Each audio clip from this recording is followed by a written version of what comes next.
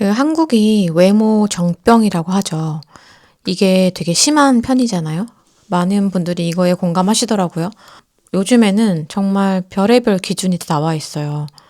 뭐 중안부가 짧아야 미인이다라는 건 예전부터 나와 있었고, 요즘엔 이제 인중수술까지 하잖아요. 인중이 뭐 1.5cm 이하여야 뭐 동안이다. 그리고 골반이 크면 예쁘지만 대퇴골은 크면 안 예쁘다. 뭐 이런 기준도 있고요. 그리고 뭐 흉곽은 70cm 이하여야 된다. 제가 이 영상 준비하면서 조금 조사를 했거든요. 한국 사람들이 사실 되게 똑똑하잖아요. 근데 이 똑똑함이 심지어 이런 외모를 평가하고 분석하는 데에도 쓰이고 있는 것 같아요. 정말 기준이 되게 세세한 걸 보니까. 그런데 여러분, 우리는 왜 우리 몸을 이렇게 조각조각 내서 점수를 매기게 된 걸까요? 되게 생각해보면 기괴하지 않아요? 만약에 이 기준을 똑같이 강아지한테 한번 적용해 본다고 생각해 보세요. 어떤 강아지는 머리가 커서 안 예쁘고, 어떤 강아지는 허리가 좀 길고, 목이 짧아서 안 예쁘고, 너무 이상하잖아요. 근데 그런 기준을 우리는 왜 우리 스스로한테 적용을 하고 있을까요? 이게 단순히 유행 때문일까? 근데 저는 저와 함께 이제 수련하신 회원님의 말에서 이 답을 찾게 됐어요. 그 회원님이 저한테 갑자기 오셔서 이런 말씀을 하시는 거예요. 선생님, 저는 제가 이상하게 요가를 선생님이랑 1년 정도 했잖아요. 근데 제 자신이 되게 괜찮은 사람 같아요. 예전엔 그런 생각을 안 했었는데 선생님이랑 당연히 요가를 하니까 이게 뭐 살도 빠지고 몸매도 예뻐지고 마음의 평화가 온다거나 스트레스가 해소되고 이런 거는 있을 거라고 예상했었는데요. 제 스스로가 되게 괜찮은 사람이라고 느낄 줄은 몰랐어요. 이게 말로 되게 설명하기 어려운데요. 이거는 왜 이런 거예요? 저도 이거를 선생님한테 꼭 말씀을 드리고 싶었어요. 라고 말씀을 해주시는 거예요. 그래서 저도 곰곰이 이제 생각을 하게 됐어요. 저도 예전에 저 스스로를 바라봤던 저의 모습과 지금의 저 스스로를 평가하고 바라보는 그 모습이 완전히 달라졌거든요. 그래서 이제 제가 원래 상담사가 되려다가 이제 요가 강사가 된 케이스잖아요.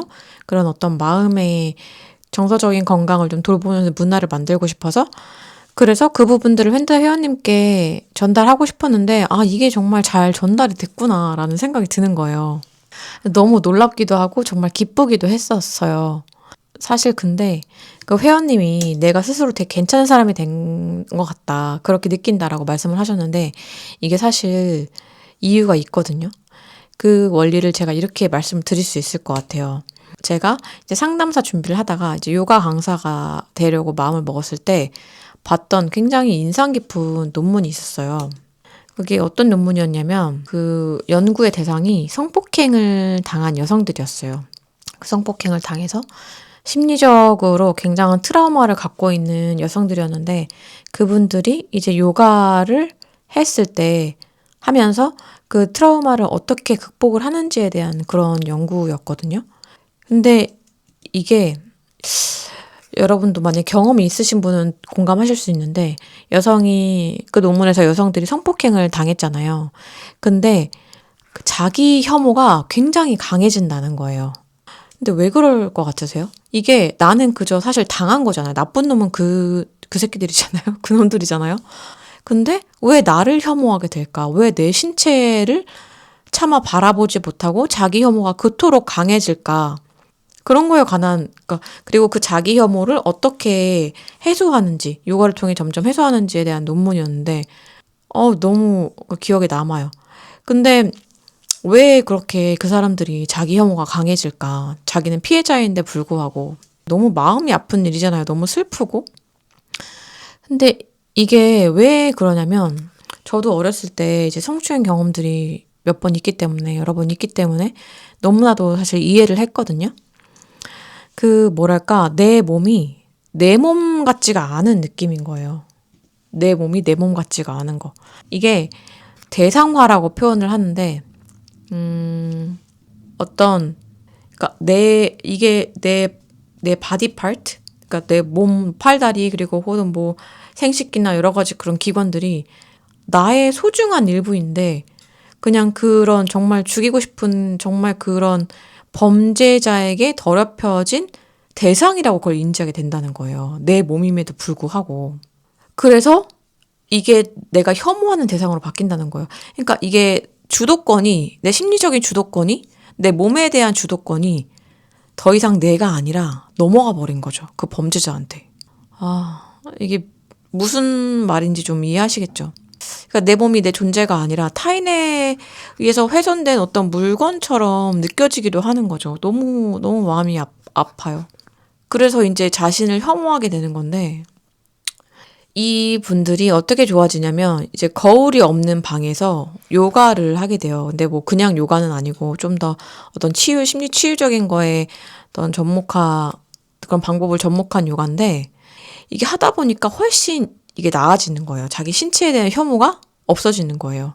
처음에는 제가 그게 이해가 안 갔어요. 어떻게 이게 단순히 요가를 했을 뿐인데 어떻게 신체에 대한 혐오가 사라지지? 그 메커니즘이 어떻게 될까라는 게 이해가 안 가는데 이제 제가 이제 강사 생활을 오래 하고 그런 부분들을 염두에 두면서 수업을 계속 해나가다 보니까 너무나도 알겠는 거예요. 그 이유를.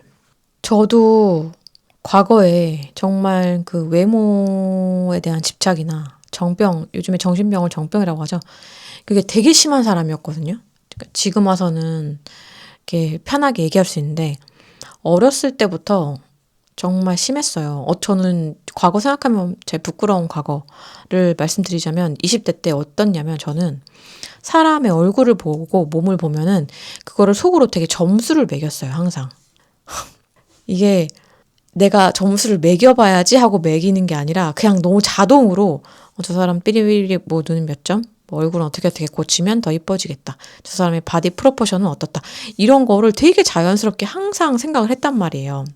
근데 뭐 또 옷을 뭐 어떻게 입었네. 패션이 뭐 이러하네. 막 여기서 이런 거를 외적인 거를 되게 막 항상 점수 매기기를 좋아했던 사람이에요.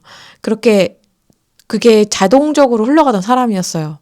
근데 여러분들 그거 아세요? 그런 사람들은 특징이 사실 자기가 지옥이거든요. 그러니까 그런 기준이 있는 사람들은 자기 스스로에게 끊임없이 그거를 적용하는 사람들이에요.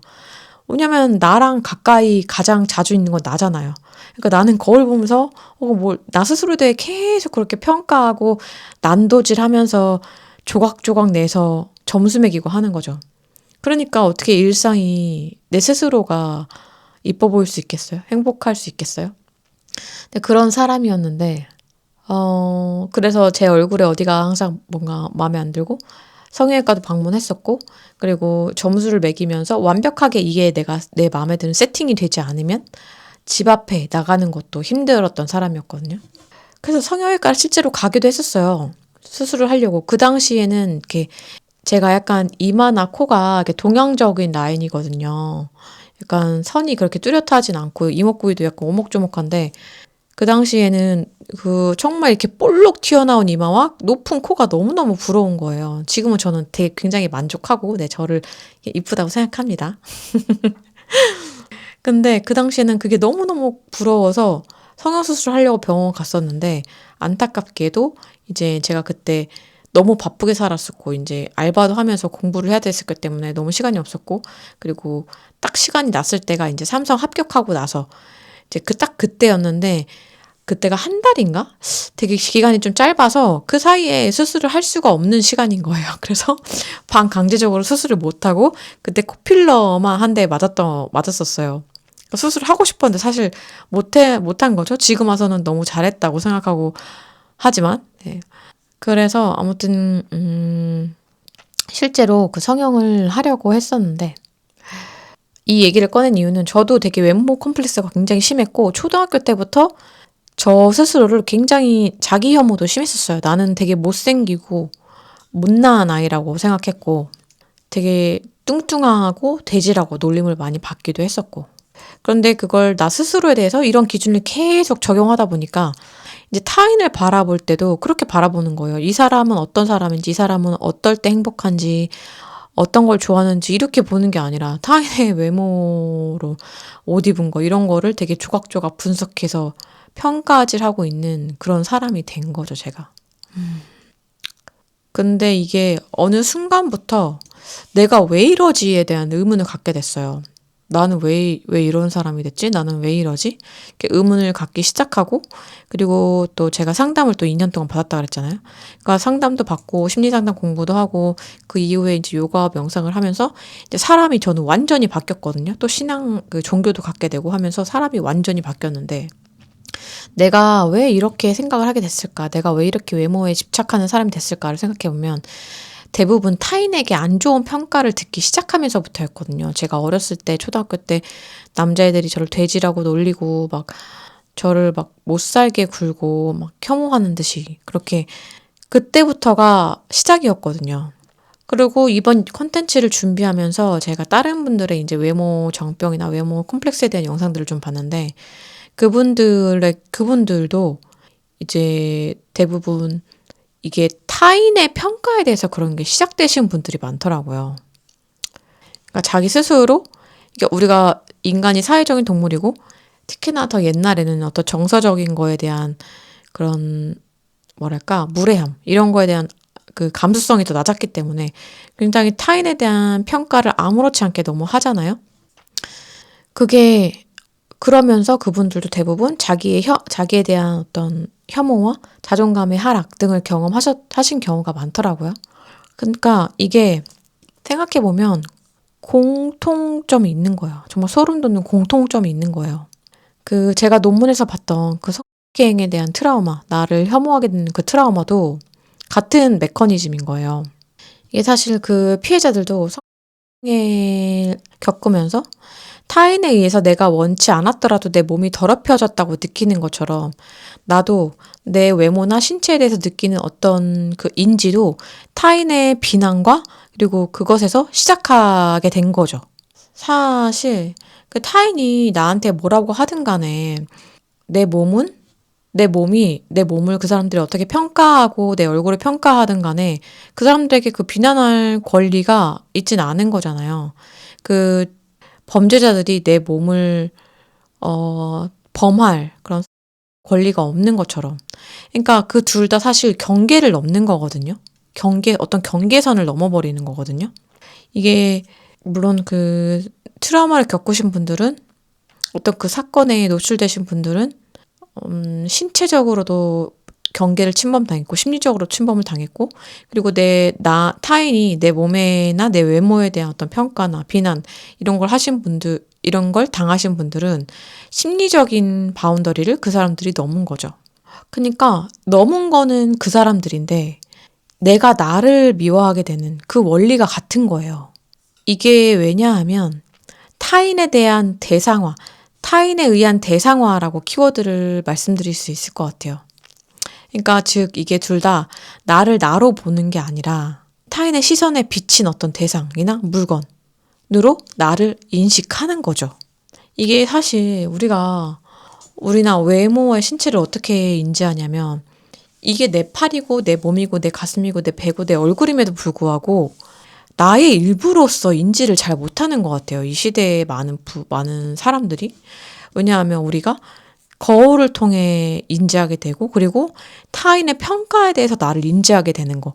그러니까 내가 나로서 인지하는, 나의 소중한 존재의 일부로 나의 존재를 인지하는 게 아니라 그냥 대상으로 보는 거예요. 그 사람들의 눈에 비친 대상으로. 이게 어떻게 생각하면 굉장히 무서운 거라고 저는 생각하거든요. 이게 그러니까 나 자신을 나로 인지하지 못하고 타인에게 반사되거나 거울에 비쳐 반사되어 돌아오는 그 대상으로 나를 인지하게 되는 거라니까요. 그러니까 내 몸이, 어떤 내 얼굴이 내 것 같이 무의식적으로 이게 느껴지지 않고 타인의 어떤 평가에 내 몸을, 타인의 어떤 행동이나 평가에 내 신체와 내 얼굴과 내 몸을 끼워 맞추느라 나를 혐오하게 된 상황. 이게 되게 닮아 있는 거죠. 그러니까 내 몸과 내 존재에 대한 주도권을 타인에게 넘겨주었다라는 거에서 소름 끼치게 닮아 있는 거죠. 근데 그거를 나도 모르게 우리가 하고 있는 거라고 저는 생각을 해요. 이 경계선을 사실 지킬 수 있는 건 나밖에 없는데. 근데 이게 너무 진짜 마음이 아픈 게, 이제 이 시대에 많은 분들이 그렇게 스스로를 인지하고 계시고, 그 논문에서도 이제 그 성폭행 피해자분들이 요가를 하면서 자신의 몸에 대한 혐오가 사라졌다고 했잖아요. 그 메커니즘이 결국은 뭐냐면, 전 특히나 이게 그 요가의 마음챙김과 알아차림을 접목해서 진행을 하는데, 이렇게 이제 요가를 하고 몸을 움직이는 방식이 나의 신체, 나의 존재를 그냥 나로서 인식하는 데 도움을 준다는 거예요. 이게 정말 중요한 포인트거든요. 그러니까 어떤 거울에 비치거나 타인에게 비친 반사된 존재로서가 아닌 정말 있는 그대로의 나의 존재로서 이걸 받아들이는 게 되는 거예요. 직접적인 감각으로 인해서 나를 인지하게 되는 거죠. 이거 뭐, 왜냐하면 이제 거울이 없는 방에서 움직임을 하게 되잖아요. 이때 이제 어떤 나의 신체를 알아차리면서 움직임을 하게 되거든요. 요가를 하게 되거든요. 내가 팔을 그냥 무의식적으로 확 들어 올리는 게 아니라 내 신체 감각들이 어떻게 내 팔을 들어 올리는지에 대한 이런 것들을 인지를 하게 된단 말이에요.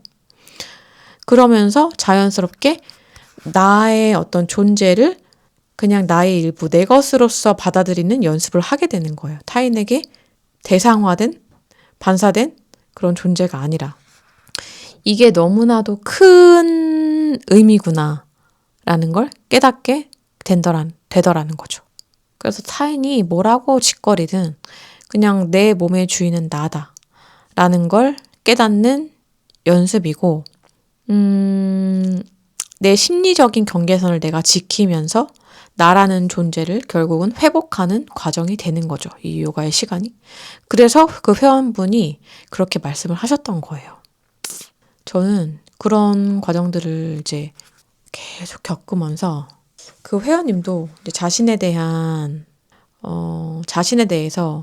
그러니까 타인이 평가한 나, 타인에게 반사되어서 돌아오는 나, 혹은 거울에 비춰져서 반사되어 돌아오는 나를 받아들이는 게 아니라 그냥 나 자체를, 그분의 자체를 본인으로 받아들임으로 인해서 정말 이게 의미가 있었고, 마찬가지로 이 시대의 그 외모 지상주의, 외모 강박주의, 혹은 정말 외모 획일화주의까지라고도 말할 수 있는 이 시대를 살고 있는 현대인들에게 너무너무나 필요한 과정이라고 저는 생각을 합니다.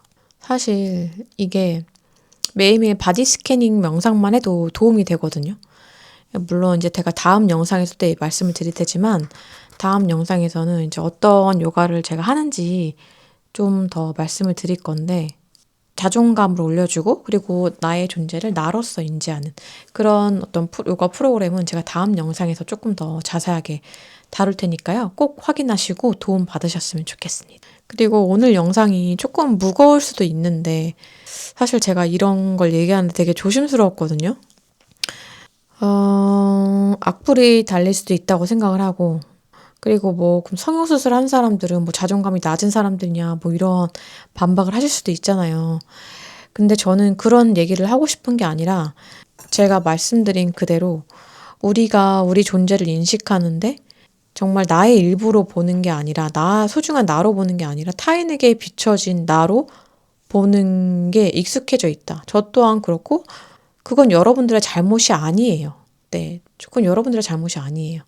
그래서 이거는 근데 너무 저는 굉장히 감사하게 생각하는 거는 우리 한국 사회가 조금씩 나아지고 있다고 생각을 해요.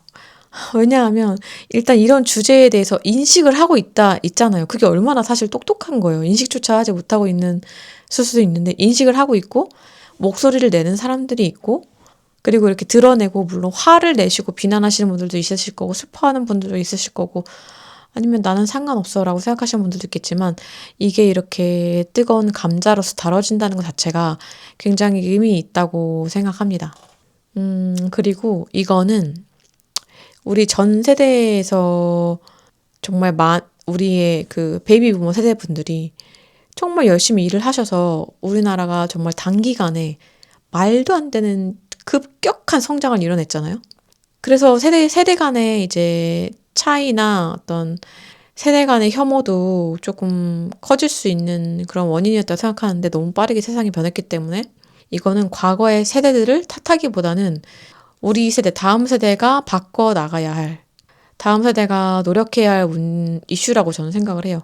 그분들에게 어떤 탓을 돌리기보다는 그분들은 그분들 나름대로 너무나도 이 세상을, 우리나라를 정말 애써서 바꿔놨기 때문에, 물론 청년들이 지금 살기 힘든 세상은 맞잖아요. 그쵸?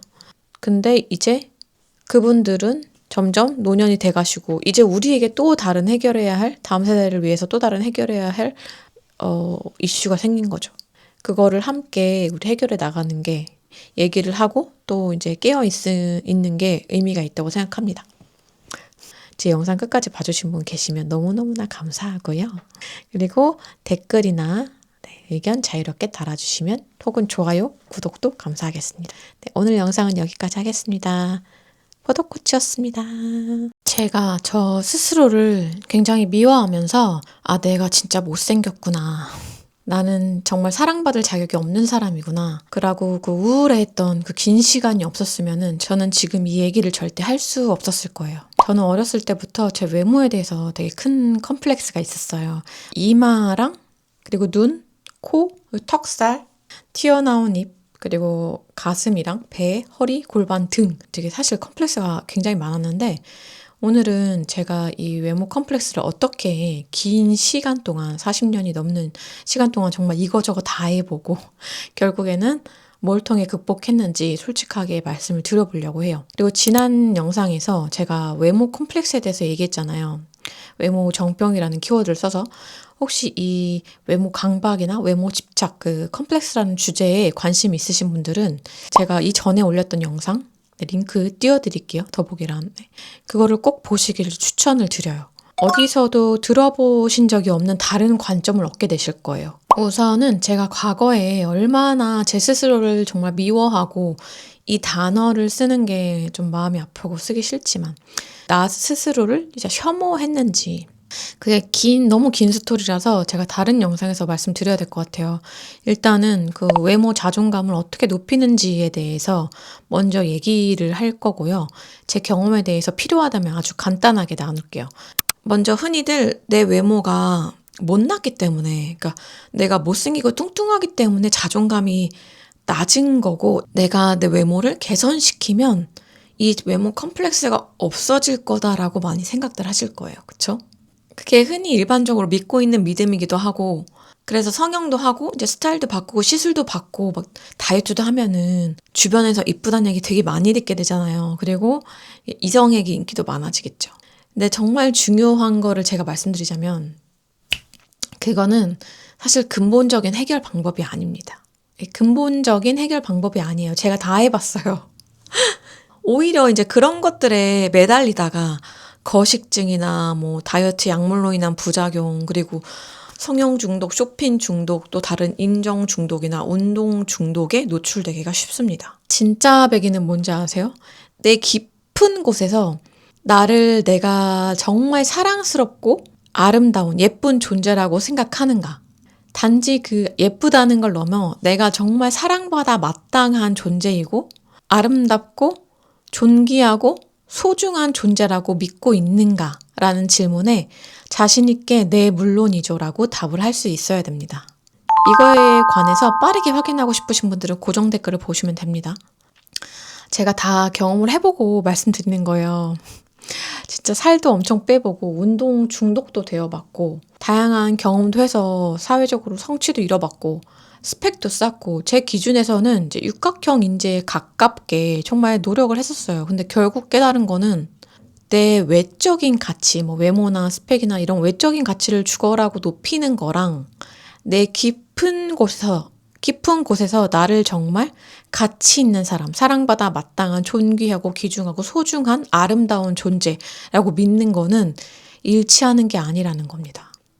단지 그 피상적으로 성형을 하거나 다이어트를 하거나 옷을 얼마나 잘 입거나 운동을 얼마나 잘하거나 그 능력을, 그리고 아무리 쌓는다고 해도 그 질문에 네 라고 자신 있게 답을 할 수 있게 되진 않아요. 이전 영상에서 말씀드렸던 것처럼 내가 나를 인지하는, 나를 바라보는 그 시선이 외부에 있다면, 나를 바라보는 그 인식하는 시선이 내가 아니라 타인에게 넘겨준 사람들이 너무 많다고 했죠.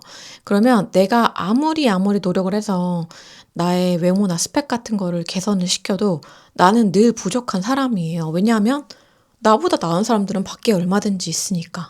그러면 진정한 자존감을 찾기 위해서는 내 정말 깊숙한 곳에서 나를 내가 얼마나 멋있고 예쁘고 또 사랑스러운 존재라고 생각하는가. 나는 정말 사랑받아 마땅한 자. 그 단지 예쁨을 넘어서 아름답고 소중한 존재라고 믿는가. 라는 질문에 네! 당연하죠. 라고 답을 할 수 있으려면 어떻게 해야 하냐. 진정한 자존감을 찾기 위해서. 여러분, 이거는 진짜 중요한 건데요. 제가 오늘은 첫 번째 한 가지에 대해서만 말씀드릴게요. 그 뿌리는 사랑입니다. 사랑. 어떻게 그 뿌리가 사랑에 있다는 걸까? 이거를 먼저 지적으로, 여러분 똑똑하시니까 지적으로 인지하실 수 있게 제가 예시를 들어드릴게요. 제가 고등학교 때 아직까지 그 정말 기억에 남는 너무 인상적인 사건이 있어요. 그게 뭐냐면 제가 고등학교 때 친하게 지냈던 친구들이 있는데 그 중에 한 명이 정말 착했어요. 왜 고등학교 때는 되게 예민하잖아요. 다들 좀 사춘기니까. 그래서 뭔가 단체 여럿이 같이 다니다 보니까 뭔가 누군가는 손해를 봐야 하는 그런 상황이 만약에 올 수 있잖아요. 그런 경우에 그 친구가 항상 자기 손해를 감수하면서 이렇게 희생을 했어요. 그러니까 정말 착한 친구였어요. 기독교인 친구였는데 그러면서도 환하게 웃는 그런 친구였어요. 근데 이 친구가 사실은 제가 이쁘다는 생각을 안 했었거든요. 그냥 평범한 친구고 얼굴 까무잡잡한 친구였는데 좀 지나고 친해져 보니까 이 친구가 너무너무 아름답고 예뻐 보이는 거예요. 그냥 그 밝은 미소 자체가 너무 빛나 보이고 아름다워 보이는 거예요. 이 친구가 예뻐 보이는 거예요. 그러면서 제가 굉장히, 아, 이런 경험도 할 수 있구나. 그러니까 사람이 그냥 누군가를 이렇게 되게 좋아하게 되면은 얘가 뭘 얼굴에 한 것도 아닌데 누군가를 정말 이렇게 마음으로 좋아하게 되면은 내가 좋게 생각하게 되면 사람이 정말 예뻐 보이는 거구나라는 거를 직관적으로 깨닫게 된 거예요. 제가 그런 경험을 하면서. 여러분도 이런 경험 해보신 적 있으시죠? 내가 그 사람이 너무 뭐 외적으로 뛰어나서 예뻐 보이는 것보다 내가 누군가를 사랑해서 너무 예쁘고 잘생겨 보이는 거. 그 우리가 흔히 쓰는 오징어 지킴이란 말도 있잖아요. 그 여자들.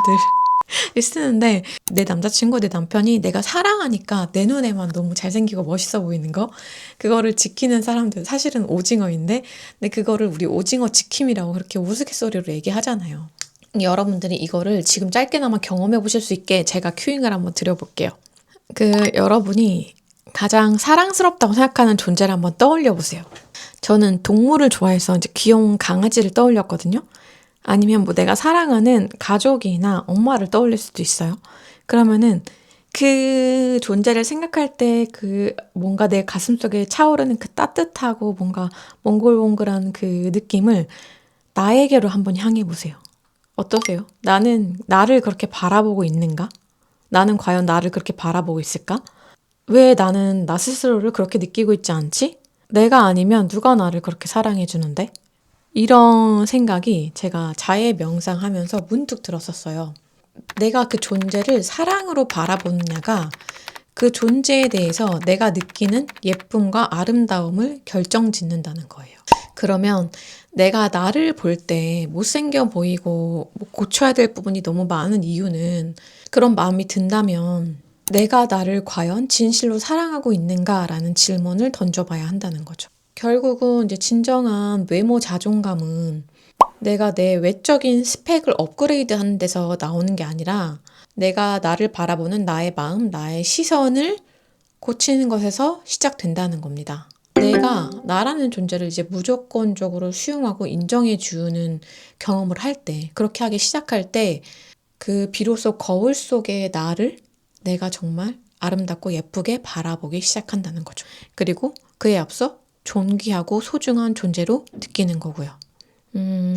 제가 제 친구를 통해서 경험을 했듯이 그 사랑이라는 감정은 우리에게 필터를 씌워주는 거예요. 그쵸?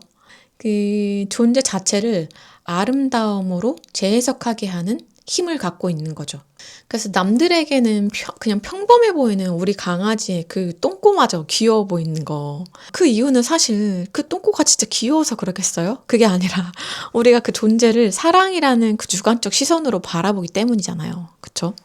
물론 당연히 그렇다고 제가 세상에서 얘기하는 아름다움의 기준을 인정 안 하는 게 절대 아닙니다. 장원영 진짜 얼마나 예뻐요. 아름다워요. 그런데 내가 나를 존귀하고 소중하게 사랑하지 않는데 아무리 내가 성형하고 다이어트하고 예뻐져 봤자 이런 경험, 이 경험은 해보실 수 없을 거예요. 내가 나 자신에게 정말 마음 깊이 만족하는 그 풍성한 마음이 채워지는 그 순간은 오지 않습니다. 오지 않는다는 겁니다. 왜냐하면 그 풍성함은 외부에서 오는 게 아니라 내부에서 출발하는 거기 때문이에요. 우리가 아무리 적인 거를 스펙을 갈고 닦는다고 해도 우리의 시선의 기준이 타인에게 있는 한 우리는 늘 비교와 평가를 당하는 그런 마치 법정에 선 것 같은 그 피고인일 뿐이라는 겁니다. 저도 제가 원했던 대기업에도 입사를 했었고, 그리고 영어도 또 열심히 해서 영어도 어느 정도 잘하게 됐고, 또 외모도 정말 많이 가꿨고, 쇼핑을 그렇게 해가지고 뭐 화장품이나 옷이나 뭐 이런 것들을 꽉꽉 채우고 꾸며도 소위 말하는 그 육각형 인재에 가까워지려고 정말 발버둥을 쳐봤지만 그 끝에서 결국 마주한 거는 끝이 없었죠, 사실. 더 높은 기준, 매일매일 갱신되는 더 높은 기준, 끊임없는 비교뿐이었어요. 만족이 없기 때문에 늘 나보다 더 잘난 사람은 있고 매일매일 새로운 뭔가가 나와요, 세상에서는. 그래서 나의 시선이 정말 그 존귀한 나에게 향해 있지 않고 타인에게 또 외부에게 가 있다면 세상 모든 사람이 아무리 나를 예쁘다고 하고 그리고 내가 그렇게 뭐 스펙을 높이고 뭘 사고 막 해도 그리고 또 성형수술하고 그런다고 해도 내 안의 갈증은 해소되지 않는다는 거예요. 그래서 제가 여러분께 제안 드리는 거는 이 텅 빈 마음을 채울 수 있는 방법은 굉장히 중요한 방법은 타인의 시선에 갇힌 나를 구출해서 무조건적인 사랑의 시선으로 나를 바라보는 연습을 하는 거예요. 물론 매 시간 나를 그렇게 바라보라는 게 아니에요. 절대. 내가 나를 평가하는 자기 객관화가 되게 중요하잖아요. 사실 메타인지가.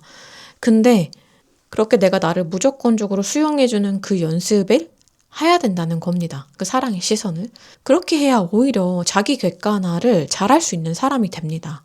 제가 자해 명상을 통해서 여러 연습한 것처럼 사랑은 그 뇌 비판 모드를 끄고 돌봄 모드를 켜는 인지적인 전환이에요.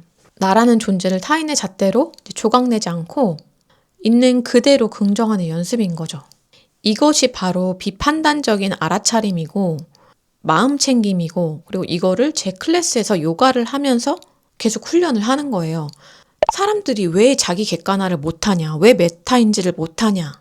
그게 바로 내가 나를 못생겼다고, 못났다고 그렇게 인식하는 순간 사실은 내 눈에만 예쁜 거라고 인식하는 순간 내 가치가 없다고 그렇게 하면 난 정말 가치 없는 사람이라고 느껴지기 때문이에요. 사실은 사회에서 인정을 하는 내가 미의 기준을 갖고 있든 없든 상관이 없어요. 그건 나는 정말 존귀한 사람이에요.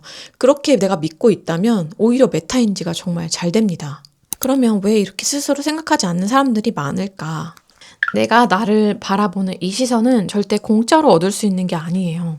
물론 우리가 운이 좋아서 모두가 정서적으로 되게 화목하고 건강한 행복한 가정에서 자랐거나 심리적으로도 영적으로도 굉장히 균형 잡혀 있는 그런 상태라면 그렇게 내가 스스로 생각을 하겠지만 사실 뭐 그런 완벽한 가정이 얼마나 있고 그렇게 지혜롭고 현명한 사람이 뭐 얼마나 있겠어요. 우리 너무 바쁜 삶을 살고 있잖아요. 외부에서 우리의 시선을 빼앗아가는 요소들도 너무 많고 그래서 그게 아니라면 후천적으로 그걸 어떻게 습득을 할까. 이거는 제가 먼저 앞서 말씀드린 내용을 인지적으로 지적으로 인식을 하시고 그리고 또 자해 명상, 마음챙김 명상과 같은 훈련을 통해서 나에 대한 연민과 사랑을 되찾을 수 있어요.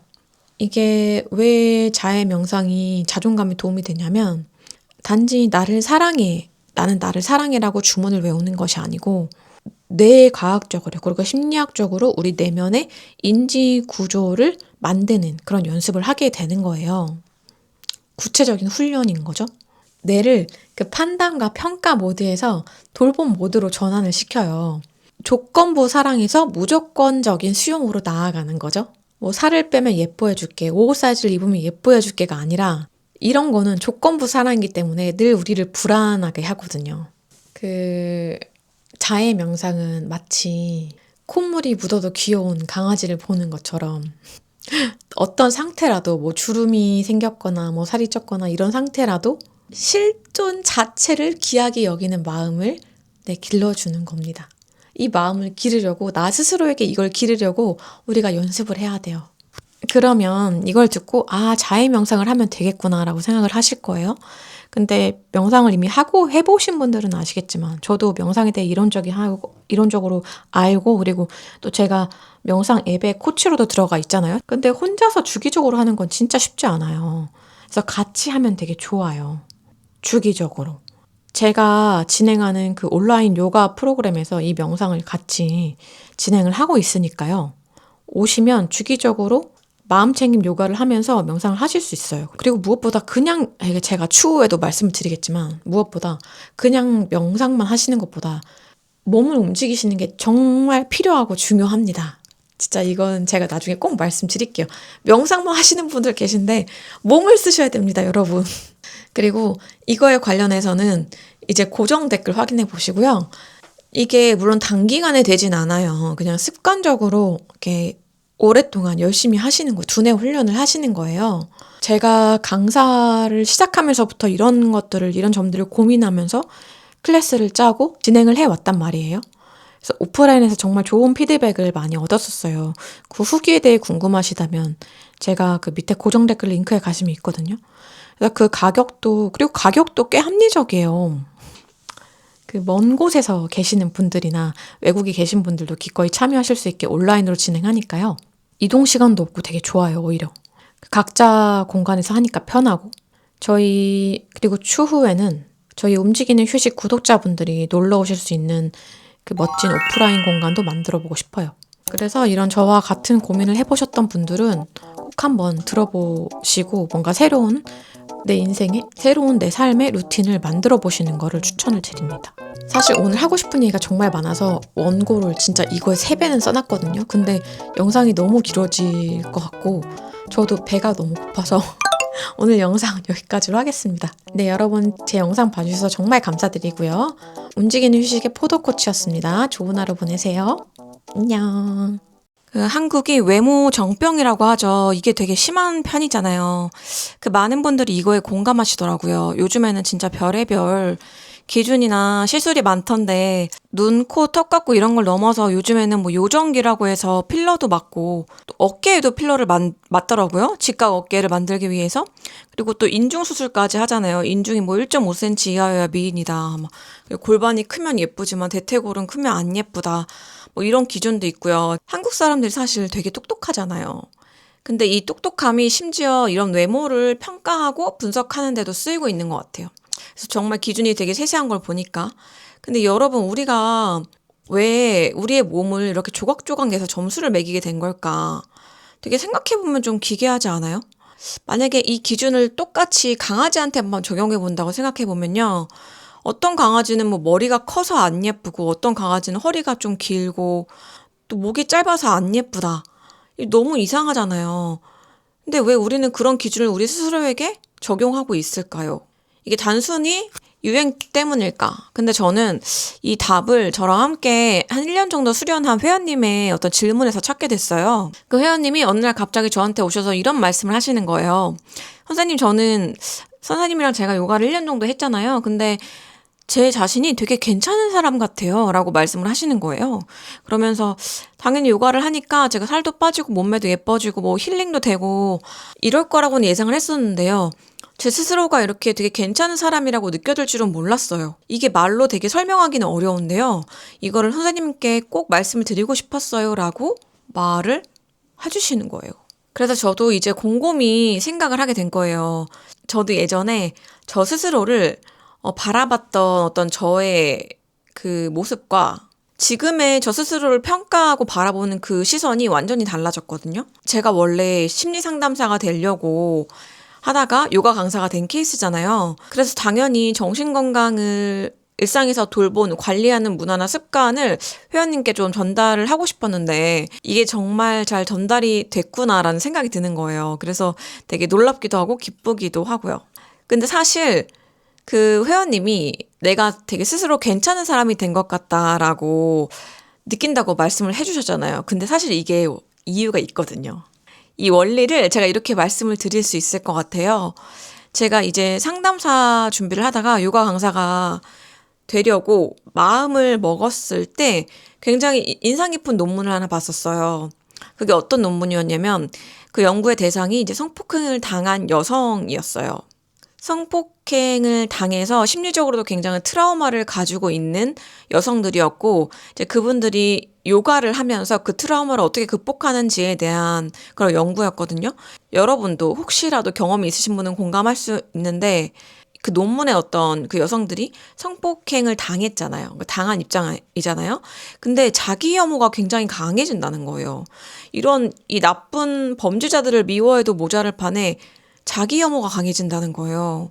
이게 되게 이상하잖아요. 근데 그게 왜 그럴 것 같으세요? 나는 그저 당한 사람에 불과한데 왜 나를 혐오하게 될까? 그리고 왜 내 신체를 그렇게 바라보는 게 힘들어질까? 이거를 보고 제가 되게 의아했었어요. 처음엔. 그런 거에 관한 논문이었는데 그래서 점점 이 자기 혐오를 어떻게 해소해 가는지에 대한 내용이 있었어요. 근데 이게 사실 피해자인데도 자기 혐오가 강해진다는 건 되게 마음이 아픈 일이잖아요, 너무나. 근데 이게 왜 그러냐면, 저도 어렸을 때 사실 성추행 경험들이 여러 번 있기 때문에 너무나도 이해를 했거든요. 이게 더 이상 내 몸이 내 몸 같지가 않은 그런 느낌인 거예요. 이거를 대상화라고 표현을 할 수 있을 것 같아요. 그러니까 어떤 말이냐면, 이게 내 몸이잖아요. 나의 뭐 팔다리, 그리고 나의 뭐 생식기, 엉덩이, 다리, 나의 어떤 내 존재의 소중한 일부로서의 내 신체인데 이거를 정말 그런 너무나도 못된 짓을 한 정말 너무 죽이고 싶을 만큼 미운 그 범죄자들이 그 범죄자들에게 더럽혀진 대상이라고 인지를 한다는 거예요.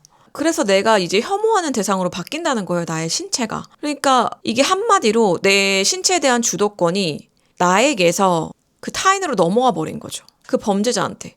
이게 무슨 말인지 좀 이해를 하시겠죠? 그러니까 내 몸이 내 존재의 일부가 아니라 타인에게 의해서 어떤 훼손된 물건처럼 느껴지기도 하는 그런 느낌인 거죠. 굉장히 좀 마음이 아픈 얘기죠. 그래서 자신을 혐오하게 되는 건데 이분들이 어떻게 좋아지냐면 이제 거울이 없는 방에서 요가를 하게 돼요. 그냥 요가는 아니고 뭐 심리치유적인 거에 당연히 어떤 접목한 방법을 접목한 그런 요가 프로그램인데요. 이게 하다 보니까 훨씬 그런 자기 혐오나 자존감이 나아지는 거예요. 자기 신체에 대한 혐오가 없어지는 거죠. 처음에는 제가 그게 이해가 잘 안 갔어요. 어떻게 이게 단순히 그 요가 프로그램에 참여했을 뿐인데 신체에 대한 어떤 자기 혐오가 사라지지? 그 메커니즘이 뭘까라는 게 이해가 안 가는데 이제 제가 강사 생활을 9년, 10년 했잖아요. 그리고 이제 처음에 상담사가 되려고 했던 거기 때문에 정신 건강 측면을 염두에 두면서 수업을 계속 해 나가다 보니까 이제 너무나도 알겠는 거예요. 그 이유를. 저도 과거에 바로 제가 그 정말 그 외모에 대한 집착이나 그 요즘엔 정신병을 정병이라고 하잖아요. 그게 되게 심한 사람이었거든요. 지금 와서는 이렇게 편하게 말씀을 드릴 수 있는데 그게 어렸을 땐 되게 심했어요. 이게 제가 과거를 생각하면 좀 부끄러운 얘기인데 그 부끄러웠던 과거 20대를 말씀드리자면 저는 그 사람의 얼굴과 몸을 보고 그거를 되게 속으로 점수를 매겼었어요. 이게 내가 점수를 매겨야지라고 의식적으로 그걸 하는 게 아니라 그냥 자동적으로 딱 저 사람 얼굴 보면은 저 사람 뭐 삐리삐리 저 사람 눈은 몇 점이고 뭐 어디를 어떻게 고치면 비율이 더 예뻐지겠다. 뭐 신체에서도 어떻게 뭐 운동을 하면 이게 더 나아지겠다. 그러니까 이런 거를 되게 자연스럽게 항상 생각을 했단 말이에요. 그리고 뭐 패션에도 관심이 워낙 많았으니까 저 사람은 뭐 스타일이 어떻네, 뭐 몇 점이네. 그러면서 이제 뭐 이거 어떤 걸 이렇게 고치면 더 나아지겠다라는 이런 외적인 부분에 대한 점수를 속으로 되게 매기기 좋아했던 사람이란 말이에요. 근데 여러분 그거 아세요? 그런 사람들이 사실은 자기 삶이 지옥이거든요. 그러니까 그런 기준이 있는 사람은 스스로에게 끊임없이 그 기준을 적용하는 사람이에요. 왜냐면 나랑 가장 가까이 있는 건 나잖아요. 가장 매일 자주 보는 것도 나고. 그러니까 거울을 보면서 나 스스로에 대해 계속 이제 조각조각 난도질하면서 평가를 하고 점수를 매기고 하는 거죠. 그런데 어떻게 나의 일상이 행복할 수가 있겠어요? 항상 나는 마음에 안 들죠. 나에게 나는 결코 성에 차지 않는 존재예요. 그래서 당연히 성형외과도 방문을 했었고, 실제로 이제 수술을 하려고 시도를 했었는데, 그 당시에는 제가 지금 이렇게 보면은 막 뚜렷한 이목구비는 아니잖아요. 그 당시에는 제가 이렇게 볼록 나온 이마랑 높은 그런 코가 되게 부러웠었어요. 그래서 수술을 하려고 갔었는데, 물론 지금은 저는 되게 스스로 굉장히 만족하고 저를 이쁘다고 생각합니다. 근데 그 당시에는 이제 성형수술 하려고 정말 갔었는데 제가 너무 바쁘게 살았었고 이제 알바도 하고 공부도 하고 스터디도 해야 했었기 때문에 그 수술을 하고 있는 시간이 도저히 안 나오는 거예요, 스케줄이. 그래서 수술을 못 했었어요. 딱 시간 났을 때가 그 삼성전자 합격하고 그 발표 났을 때인데 그때 수술을 하려고 사실 마음 먹었었는데 입사 날짜가 너무 빨리 나와버려서 사실 그때도 수술을 못했고 반강제적으로 수술을 못하고 이제 코필러만 한 대 맞았었죠. 지금 와서는 사실 너무 잘했다고 생각해요, 안 한 걸. 근데 이 얘기를 제가 꺼낸 이유는 저도 되게 외모 컴플렉스가 되게 심했었고 초등학교 때부터 저 스스로에 대한 그 미움, 자기 혐오가 굉장히 심했었어요. 나는 되게 못나고 뚱뚱하고 못생긴 애라고 생각했고 나 스스로를 되게 사랑받을 가치가 없는 존재라고 생각을 했었습니다. 근데 이거를 스스로에 대해서 그런 기준을 계속 적용하다 보니까 제가 타인을 바라볼 때도 그런 기준을 적용해서 바라보게 됐던 거죠. 그러니까 누군가를 만날 때 이 사람이 정말 어떤 생각을 하는지, 이 사람은 어떤 삶을 살아왔는지 누군가를 진실하게 알아보려고 했던 게 아니라 그 사람의 외모나 어떤 뭐 옷차림이나 이런 거를 조각조각 분석해서 평가질을 하는 그런 사람이 되었던 거죠. 근데 어느 순간부터 내가 왜 이런 생각을 하지라는 그런 의문을 갖게 된 거예요. 내가 왜 이렇게 이런 사람이 됐지? 그 생각을 하다가 제가 또 심리 상담을 2년간 받았다고 했잖아요. 그러니까 상담도 받고 그리고 심리 상담도 그때 심리 상담사가 돼보는 거 어떻겠냐라는 제의도 받아서 대학원 준비도 2년 정도 하고 공부를 하고 그 요가랑 명상을 하고 이러면서 저는 사람이 완전히 바뀌었거든요. 또 신앙도 갖게 되면서. 내가 왜 이렇게 누구를 평가하는 사람이 됐을까? 내가 왜 이렇게 외모에 집착하는 사람이 됐을까를 생각해보면 대부분 타인에게 안 좋은 평가를 듣기 시작하면서부터였거든요. 제가 어렸을 때 초등학교 때 남자애들이 저를 돼지라고 불렀었어요. 근데 저를 막 되게 못살게 굴고 막 혐오하는 듯이 그때부터가 좀 시작이었거든요. 그리고 이번 이 콘텐츠를 제가 준비하면서 조사를 조금 해보니까 다른 분들도 이제 외모 컴플렉스나 어떤 외모에 대한 집착이 시작되기 시작한 게 대부분 타인의 평가에 의해서라는 케이스가 좀 많더라고요. 그러니까 이게 우리가 인간이 사회적인 동물이고 특히나 예전에는 이런 정서적인 거에 대한 감수성이 더 낮아서 서로에게 더 무례한 게 정말 아무렇지 않았잖아요. 타인에 대한 어떤 외적인 평가나 이런 거를 그러면서 대부분 이제 자기 자신에 대한 혐오나 자존감의 하락을 경험하신 분들이 많더라고요. 근데 이거를 생각해보면 진짜 소름 돋는 공통점이 있는 거예요. 제가 논문에서 봤던 그런 성폭행에 대한 트라우마, 나를 혐오하게 되는 어떤 그런 트라우마도 같은 메커니즘인 거예요, 이거랑. 이게 사실 그 피해자분들도 겪으시면서 내가 원치 않더라도 내 몸이 더럽혀졌다고 느끼는 것처럼 나도 내 외모나 신체에 대해서 느끼는 어떤 그런 인지가 사실 타인의 비난에서 타인의 평가에서 시작을 하게 된 거죠. 사실은 타인이 뭐라고 하든 간에 내 몸은 내 몸이잖아요. 그리고 그 사람들이 나를 비난하거나 평가할 권리가 사실 있지는 않은 거잖아요. 그 범죄자들이 내 몸을 범할 그런 권리가 없는 것처럼 둘 다 사실 이게 어떤 경계를 넘어버리는 거거든요. 성폭력 트라우마를 겪으신 분들은 심리적으로도 경계를 침범당한 건 물론이고 신체적으로도 그 정말 중요한 경계를 침범당했고, 타인이 내 몸에 대한, 외모에 대한 평가나 비난을 하는 것도, 이걸 당하신 분들도 나의 어떤 심리적인 바운더리를 그 사람들이 넘은 거죠. 경계선을. 그러니까 넘은 거는 그 사람들인데 나를 미워하게 되는 그 원리가 같은 거죠. 이게 왜냐하면 그 타인에 대한 대상화, 그 타인에 대한 어떤 대상화라고 키워드를 드릴 수 있을 것 같아요. 그러니까 이게 둘 다 나를 어떤 나로 보는 게 아니라 타인의 시선에 비친 어떤 대상으로 물건 같은 걸로 나를 인식을 하는 거죠. 이게 사실 우리가 우리의 외모나 신체를 어떻게 인지하냐면, 이게 내 팔이고 내 가슴이고 내 허리고 내 얼굴임에도 불구하고 어떤 나의 일부로서 이거를 인지를 잘 못하는 것 같아요. 이 시대에 많은 사람들이, 왜냐하면 우리가 우리 스스로를 인지할 때 거울을 통해 보거나 아니면 타인의 평가에 의해서 나 스스로를 인지하는 것 같아요. 내가 나의 어떤 신체를 나의 소중한 일부로 보는 게 아니라 그냥 어떤 대상으로 바라본다는 거죠. 어떤 대상. 사람들의 눈에 비친 존재로 그냥 인식하게 된다는 거예요. 내가 아니라. 이게 저는 진짜 굉장히 무서운 거라고 생각을 하거든요. 이게 그러니까 나 자신을 나로 인지하는 게 아니라 어떤 타인에게 비춰지거나 반사된 어떤 그 거울에 비춰 반사되어 돌아오는 어떤 그 대상으로 나를 인지하게 되는 거라니까요. 이게 내 몸이나 내 얼굴이 내 것같이 무의식적으로 느끼는 게 아니라 내 몸이나 이런 것들을 타인의 어떤 평가에 내 신체와 얼굴을 끼워 맞추느라고 나를 혐오하게 되는 이런 상황이라는 거예요. 그러니까 이게 내 몸과 어떤 내 존재에 대한 주도권을 타인에게 넘겨주었다는 상황. 이게 되게 닮아 있는 거죠. 근데 그거를 나도 모르게 저는 하고 있는 거라고 생각을 해요.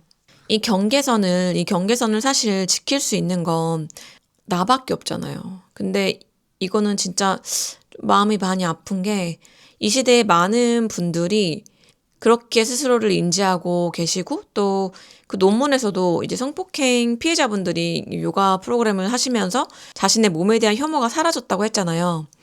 그 메커니즘이 결국 뭐냐면, 저는 특히나 이게 요가의 마음챙김과 알아차림을 접목해서 진행을 하는데, 이런 식으로 요가를 하고 몸을 움직이는 방식이 나의 신체나 나의 존재를 그냥 나로서 인식하는 데 도움을 주는 거예요. 이게 진짜 중요한 포인트거든요. 그러니까 앞서 말씀드린 것처럼 어떤 거울에 비치거나 타인에게 반사된 그런 존재로서, 대상화된 존재로서 내 신체를 보는 게 아니고 나의 일부로서 이걸 무의식적으로 받아들이게 되는 거죠. 직접적인 감각으로 나를 인지하게 되는 거죠. 왜냐하면은 거울이 없는 방에서 이제 움직임을 하게 되잖아요. 그러면 나의 신체를 알아차리면서 요가를 하게 되거든요. 그러니까 내가 팔을 이렇게 무의식적으로 확 들어 올리는 게 아니라 내 신체의 감각들이 어떻게 팔을 들어 올리는지에 대한 이런 것들을 인식을 하는 거예요. 알아차림하는 거예요. 그러면서 자연스럽게 나의 존재를 어떤 나의 일부, 내 것으로 받아들이는 연습을 하는 거죠. 이게 너무나도 큰 의미구나라고 깨닫게 된다는 거죠. 그래서 이제 타인이 뭐라고 짓거리든 그냥 내 몸의 주인은 나다라는 거를 깨닫는 연습이고, 또 어떤 심리적인 경계선을 내가 지키면서 나라는 존재를 결국에는 회복하는 과정이 된다는 거죠.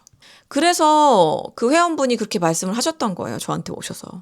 저는 이제 그런 과정들을 계속 겪으면서 그 회원님도 그리고 저도 어떤 나를 타인의 평가에 반사되어 돌아오는 대상으로 인지하는 게 아니고 있는 그대로 본인을 받아들임으로 인해서 이게 정말 의미가 있었고, 그리고 마찬가지로 정말 외모 지상주의를 넘어서 외모 강박주의, 그리고 외모 획일화주의까지라고도 말할 수 있을 것 같은 이 시대를 살고 있는 현대인들에게 이게 너무너무 필요한 과정이라고 저는 생각을 합니다. 그리고 저는 단순히 이 과정이 그 기분이 좋아지는 힐링 수준에서 끝나는 게 아니라고 생각을 해요. 이게 마음챙김을 접목한 제가 진행하는 그 온라인으로 진행하는 요가 프로그램이 외모 자존감을 높이는 이유는 단순히 몸매가 예뻐져서가 아니에요. 사실 뇌과학이나 어떤 심리학적인 관점에서 보자면 나를 바라보는 관점 자체가 변화하는 거거든요. 이 핵심 원리를 제가 3가지 정도로 말씀드릴 수 있을 것 같아요. 첫 번째는 대상화에서 주체화로서의 전환입니다. 앞서 말씀드린 것처럼 우리가 외모에 대한 자기 혐오를 겪는 이유는 이게 내 몸을 남에게 보여지는 어떤 대상, 물건처럼 점수 매기기 때문이라고 말씀드렸잖아요. 그래서 일반적인 운동은 이제 사실 거울 속의 어떤 모습에 좀 집중을 하는 게 있잖아요. 그러다 보면 자연스럽게 내가 좀 배가 나왔네? 내 다리가 어떻네? 나 팔뚝이 왜 이렇지? 라고 생각을 많이 하게 되는데, 제가 그 온라인으로 진행하는 마음챙김 요가 명상 프로그램은 거울 속의 어떤 그 대상화된 모습보다 내면의 감각에 굉장히 집중을 해요. 아, 지금 내 허벅지 근육이 굉장히 단단하게 버티고 있구나. 숨이 깊게 들어오는구나. 내 몸이 어디가 자극이 오는구나. 지금 이렇게 움직이고 있구나. 이거를 느끼기 시작하면서 내 몸이 평가받는 어떤 물건이 아니라 나의 살아있는 그 일부로서 생생한 존재로서 받아들이게 되는 거죠. 그리고 두 번째는 판단을 멈추고 굉장히 비판단적으로 알아차림하는 것을 연습하는 과정입니다. 이게 외모 강박은 사실 끊임없이 자신을 비난하는 어떤 내면의 목소리에서 시작을 하거든요. 그러니까 근데 요가를 하면서 이게 몸이 떨리거나 아니면 뭐 되게 힘들거나 안 되는 동작들이 있을 때 나는 왜 이것도 못하지? 이게 아니라 나 지금 몸이 떨리고 있구나라는 거를 관찰하는 연습을 하게 돼요. 이게 반복되게 되면은 거울을 볼 때도 나 코가 낮아서 못생겼어. 이게 아니고 내가 지금 외모에 대한 부정적인 시선을 갖고 있구나라고 한 발짝 사실 떨어져서 바라볼 수가 있게 되는 거죠. 이게 마음챙김의 효과예요. 그러니까 생각에 압도당하지 않는 힘을 길러주는 거죠. 그리고 세 번째로는요. 신체 소유권, 바디 오너십의 회복이에요. 제가 앞서 말씀드렸던 어떤 성폭행 피해자들이 치유되는 핵심 원리 중에 하나라고도 볼 수 있는데요. 앞에서 말씀드렸을 때 타인으로부터 심각한 어떤 외모 평가나 비난 혹은 트라우마를 겪으면서 자기 신체에 대한 혐오가 시작되는 케이스가 많다고 했잖아요. 근데 이 마음챙김을 접목한 이 요가는 이렇게 미세한 근육들의 움직임과 그리고 호흡을 의식적으로 느끼면서 좀 조절을 하게 이끌어요. 이 과정에서 나는 내 신체는 내 몸은 내 의지대로 움직이는 존재이다. 그런 감각이 살아나면서 타인에게 넘겨줬던 그런 신체의 주도권을 다시 나에게로 회복시키는, 가져오는 그 효과가 있는 겁니다. 결국 제가 진행하는 그 마음챙김 요가는 어떤 남의 눈에 비친 나를 넘어서 내 중심을 단단하게 채우는 나를 회복하는 과정이라고 생각해요. 내 몸은 평가받아야 할 성적표가 아니고요. 내가 세상을 경험하는 소중한 통로라는 사실을 내가 직접 몸의 감각을 통해서 일깨우는 거죠. 그래서 저는 이런 고민들을 되게 오랫동안 해왔고 이거를 수업에 담으려고 굉장히 노력을 해왔어요. 단순히 이제 예쁜 몸매나 자세를 만드는 이런 요가보다는 정신 건강을 일상에서 관리하는 것까지를 포함한 그런 문화를 만들고 싶어요. 그리고 정말 감사하게도 오프라인에서 그 많은 회원분들이 이제 정말 몸만 바뀐 게 아니라 너무 힐링이 많이 된다.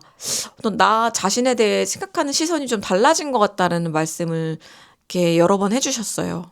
그래서 이번에는 이제 멀리 계신 분들이나 해외에 계신 분들도 함께 하실 수 있도록 실시간 온라인 요가랑 명상 클래스를 열게 되었습니다. 온라인이어서 좋은 점이 되게 많더라고요. 이동 시간도 없고 각자의 어떤 안전한 공간에서 타인의 시선보다는 나의 감각에 정말 집중을 할 수 있거든요. 그리고 제가 이런 부분, 정신적인 부분을 말씀을 드리면 이렇게 오해하시는 분들이 있어요. 이게 정신건강에 집중되니까 운동 효과는 약한 거 아니에요? 라고 말씀을 하시는 분도 계실 수 있는데 오히려 그 반대예요. 저는 그 헬스랑 바벨 운동을 사실 10년 넘게 했고 그리고 요가 강사가 되면서부터 9년, 10년 가깝게 많은 회원분들을 지도를 해왔어요. 단순히 감성적인 힐링만 하는 게 절대 아니고 각자의 골격이나 체형이나 그리고 몸 상태에 맞는 그런 정교한 정렬을 되게 중요하게 생각을 하거든요. 그리고 무작정 막 밀어붙이는 그런 운동이 아니라 내 몸을 존중하면서 가장 어떻게 하면 건강하게 움직일 수 있는가에 대한 방법을 안내 드리는 거예요. 그리고 신기하게도 그 몸의 감각을 제대로 인지하면서 움직이기 시작하면은 오히려 속근육이 훨씬 깊게 활성화되고 또 라인도 자연스럽게 당연히 바뀌기 시작합니다. 그러니까 이 프로그램의 목표는 억지로 몸을 깎아내는 게 아니라 나와 화해하고 나와 연결되면서 가장 건강하고 아름다운 본연의 상태를 회복하는 데 있습니다.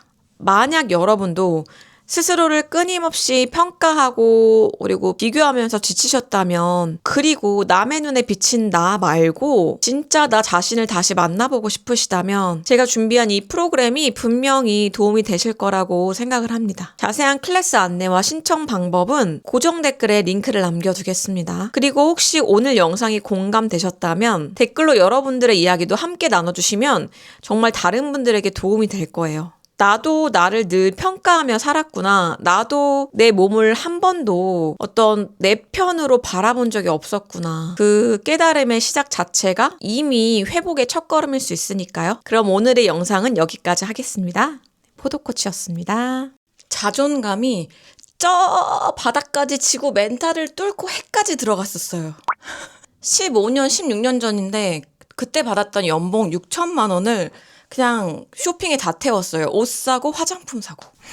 꾸미려고요. 그냥 저 자신을 엄청 꾸미고 싶어서 정말 완벽한 모습으로 꾸미려고 노력을 했었죠. 지금은 저 스스로를 바라보는 모습이 완전히 바뀌었죠. 그 대부분 자존감을 높이란 영상을 보잖아요. 그러면 자신감 없어 하지 말아라, 강철 멘탈을 가져라, 남이 말하는 거 신경 쓰지 마라, 뭐 이런 말들을 하신단 말이에요. 뭐 남의 눈치 보지 말아라?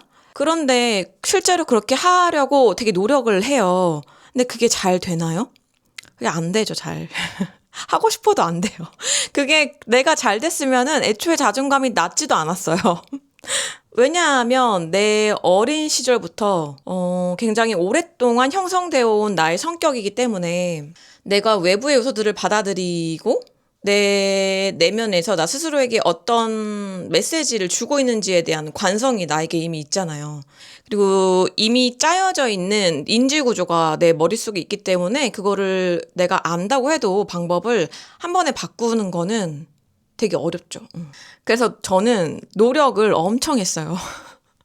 지금 다시 대학교를 간다고 해도 그렇게는 진짜 못할 거예요. 그 쉬는 날도 없었고 공과대학교였는데 장학금도 받고, 그리고 토익도 900점 이상 넘기고 스피킹 점수도 받고, 그것도 제가 공부만 한 것도 아니고 매번 이제 알바를 같이 병행했거든요. 제가 초등학교 때부터 좀 알바 인간이었거든요. 그리고 또 헬창이라는 말이 생기기 전부터 운동 중독에 가까울 정도로 매일매일 저는 운동을 하러 갔었고 2시간씩 했었고요. 그렇기 때문에 이제 살도 많이 빠졌었고 몸매도 어느 정도 예쁘게 만들었었고, 또 결국에는 이제 제가 가고 싶었던 회사 뭐 삼성전자나 LG 디스플레이 이 두 군데 다 붙었었거든요. 근데 이게 그냥 얼핏 들으면 제 자랑하는 것 같은데 사실 남들이 봤을 때는 제가 자존감이 되게 높은 사람인 줄 알았을 거예요. 겉으로 봤을 때는 뭔가 부족한 게 없어 보이니까. 근데 저도 은근히 그걸 약간 즐겼던 것 같아요. 남들이 나를 그렇게 봐준다는 게. 그 운동을 또 계속 했으니까 자세라던가 이런 게 좋았을 거 아니에요. 그리고 실제 스펙도 뭐 괜찮으니까 제가 이렇게 걸어 다니면 제가 되게 자신감 있고 자존감 높은 사람으로 봐줬었거든요. 그런데 사실은 그런 남들의 시선이 저를 더 우울하게 했었어요. 왜냐면 나는 나를 너무 잘 알잖아요. 그러니까 나는 그렇게 멋진 사람이 아닌데, 나는 그렇게 자존감 높은 사람이 아닌데 이거를 남들이 알면 어떡하지? 내 깊은 곳에는 정말 그 우울하고 어둡고 슬프고 쓸쓸하고 그 외로운 그 정말 아무도 모르는 그 공간이 있는데 그게 남들한테 들켜버리면 남들이 날 싫어하게 될까? 정말 그거를 들키지 않으려고 간절히 노력했거든요. 되게 바랬고. 그래서 외적으로 보여지는 모습과 제가 알고 있는 저 자신에 대한 그 갭 차이가 상당히 컸었어요. 그래서 일상을 열심히 살다가도 문득문득 뭔가 이게 찾아오는 거예요. 되게 공허함, 우울감, 막 정말 어두움 이런 게 문득문득 찾아오고 그게 나를 되게 무겁게 짓누르고 누군가한테는 말을 할 수 없으니까 그게 더 큰 아픔이 됐던 것 같아요. 사람이 예쁘고 잘나서 똑똑해서 그 자존감이 높아질 것 같으면 인기 많고 아름다운 그 예쁜 연예인 분들이 왜 우울증에 걸리고 스스로 그런 안 좋은 선택을 하겠어요. 마찬가지로 들어가기 어렵다는 그 명문대 학생들이 왜 스스로 안 좋은 선택을 하겠어요. 이게 자존감은 내가 생각하는 나에 대해서 정말 깊게 들어가잖아요. 그러면은 생각보다 그런 외적인 요소들이 영향을 덜 미쳐요. 본질적으로는. 그래서 저도 어느 순간은 어차피 내가 이렇게 노력해봤자 안 되는구나. 내가 이렇게 계획한 것들 이루고 열심히 아등바등 살아도 나는 여기서 벗어날 수가 없구나. 내 내면에 있는 굉장한 그 어두움이 나를 놓아주지 않을 거야. 라는 생각을 했었어요. 정말 노력을 많이 해봤기 때문에. 그런데 그때를 생각하면 이게 외적으로 나를 발전시키려고 노력을 많이 했지만 사실은 방향성이 조금 틀렸던 거예요.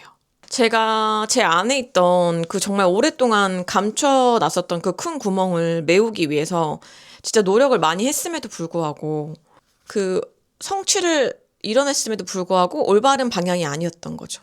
그래서 여러 과정을 거치고 지금은 요가 명상 선생님을 하고 있죠. 이 영상을 몇 분이나 보실지 모르겠지만 지금 사실 저는 제 이런 이야기들을 누군가 앞에서 하고 있다는 게 진짜 되게 믿기지가 않아요. 왜냐면은 누군가에게 이걸 들키지 않으려고 오랫동안 노력을 했기 때문에 지금은 이걸 아무렇지 않게 얘기하고 있구나라는 게 저 자신에게는 상당히 놀랍거든요. 그러면 저는 결국 방향성을 잘 찾았을까요? 제 내면에 오랫동안 꽁꽁 숨겨놨던 그 우울하고 어두운 면을 제가 이겨냈을까요? 제 마음속에 있던 커다란 구멍이 메꿔졌을까요? 정말 놀랍게도 이제는 정말 거의 많이 없어졌어요. 그것만을 위해서 제 30대를 다 썼다고 해도 무방할 정도로 이것저것 많은 시도를 했습니다. 그리고 그거를 앞으로도 많은 분들과 나누려고 해요. 그러면 저는 방향성을 어떻게 잡았는가? 저의 30대는 무엇을 위해 노력했는가?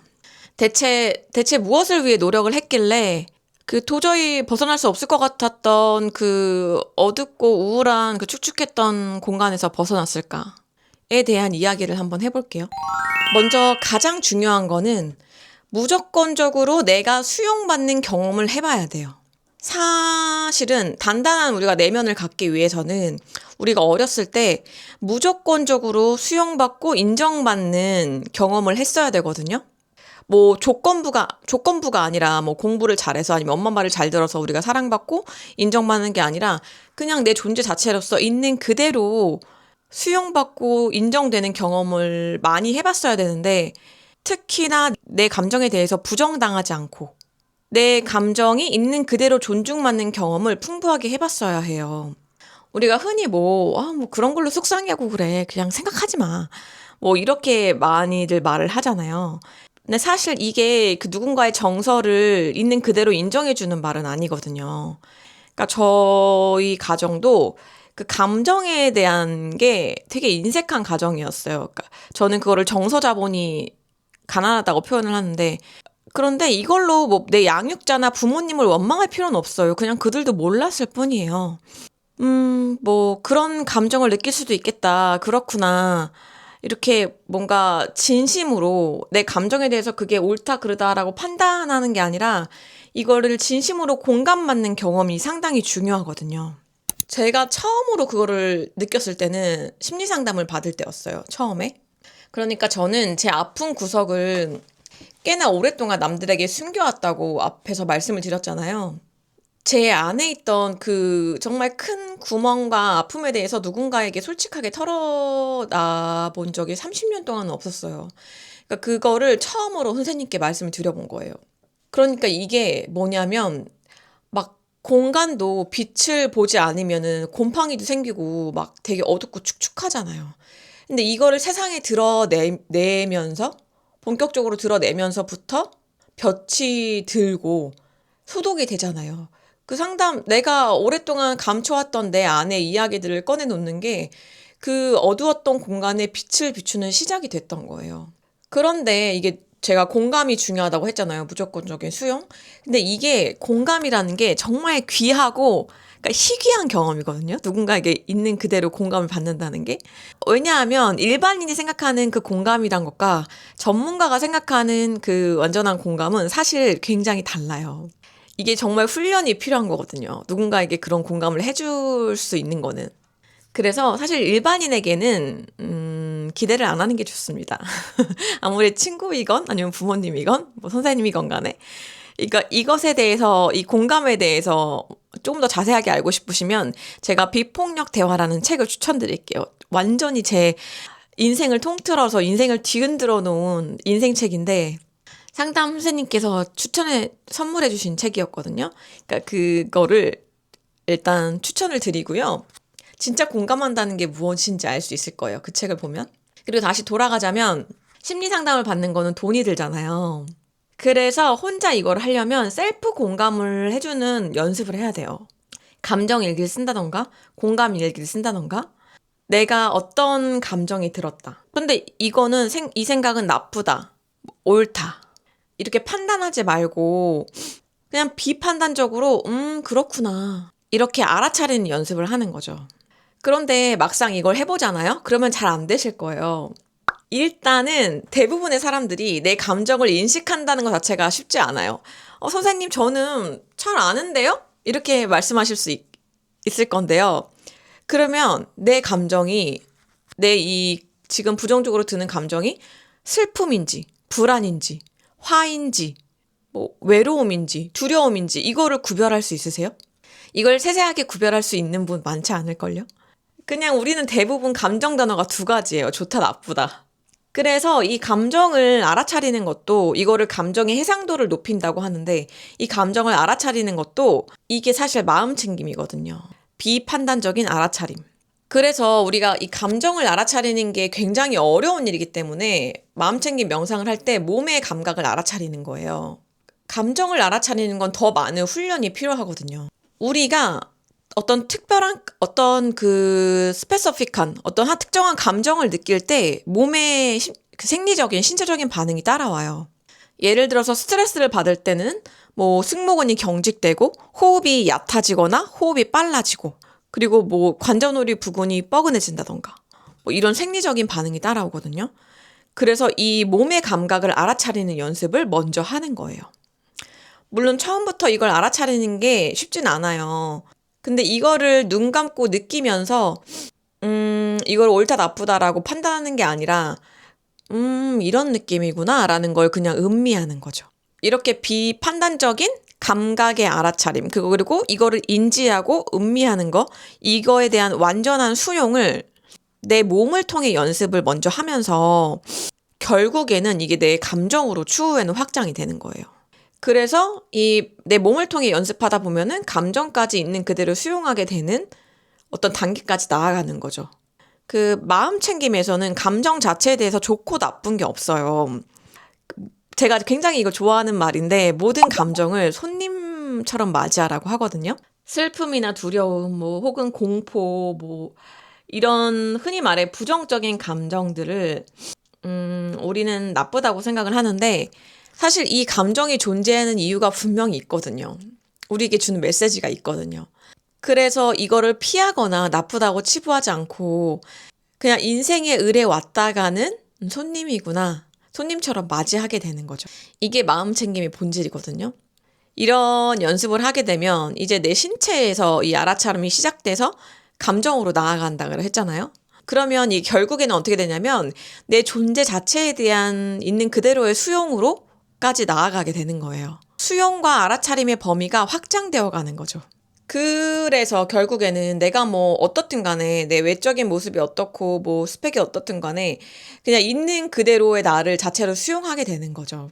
그러면서 자연스럽게 나의 자아 존중감이 올라가게 되고 이거야말로 내 내면에서 출발하는 거예요.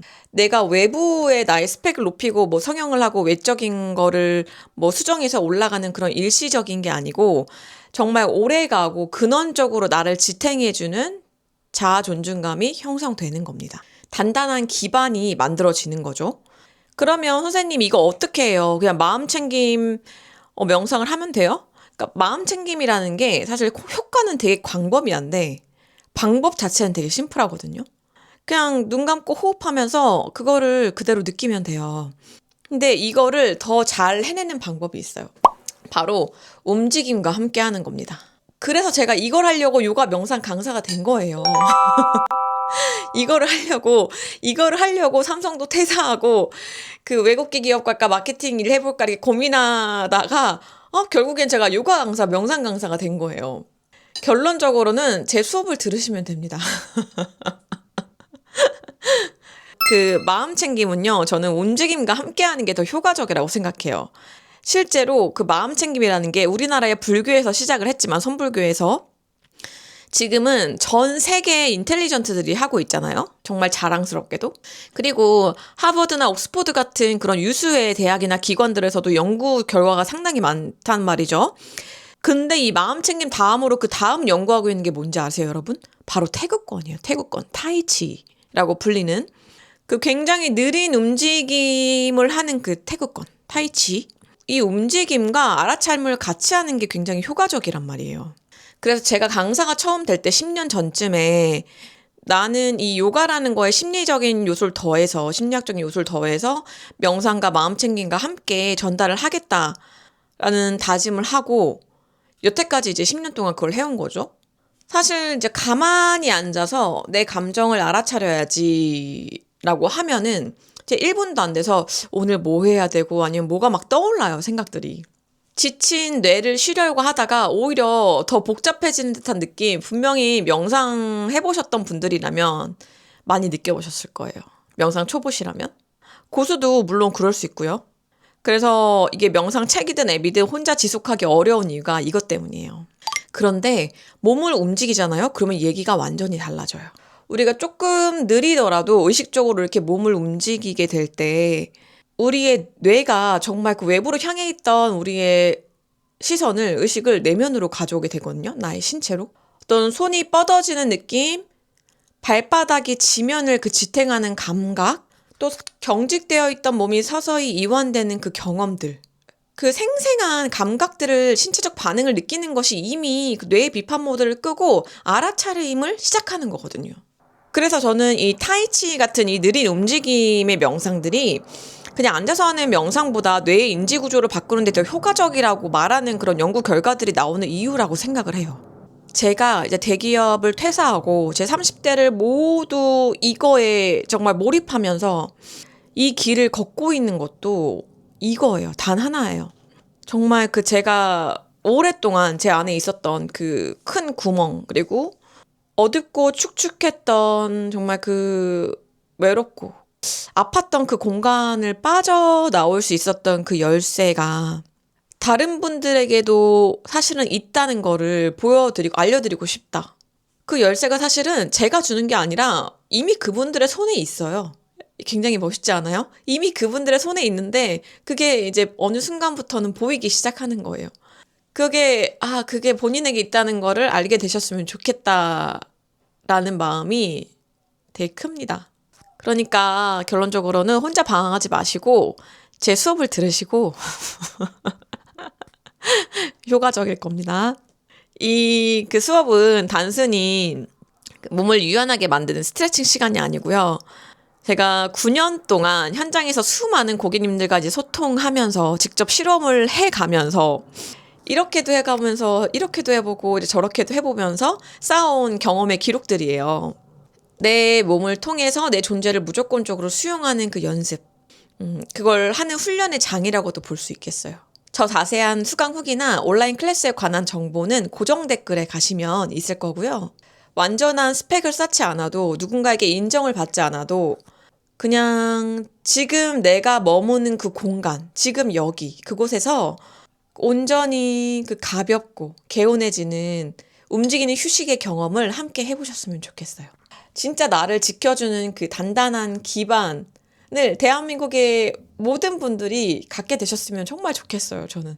오늘도 나에게 가장 따뜻한 공감을 선물하는 하루가 되셨으면 좋겠습니다. 지금까지 움직이는 휴식의 포도코치였습니다. 좋은 하루 보내세요. 안녕.